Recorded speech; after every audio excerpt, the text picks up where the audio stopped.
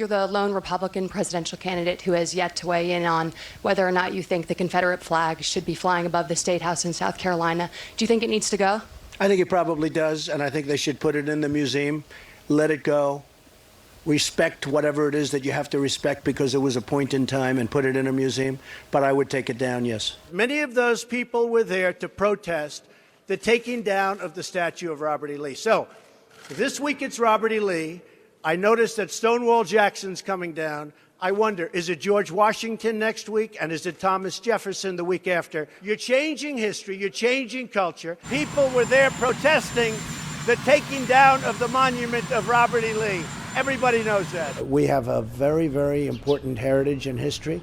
And whether things are good or bad, you learn from it. I agree, there were Confederate soldiers, generals, but they were done after the war in order to heal.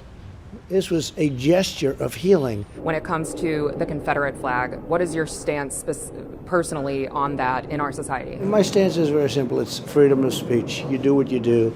It's freedom of speech. Back in 2015, you said the Confederate battle flag belongs in a museum. Do you still believe that? All I say is freedom of speech. Would you be comfortable with your supporters displaying the Confederate battle flag at political events? You know, it depends on what your definition is, but I am comfortable with freedom of speech. It's very simple. But you understand why the flag is a painful symbol for many people because it's a reminder of slavery. Well, people love it, and I know people that like the Confederate flag, and they're not thinking about slavery. Is the Confederate flag offensive?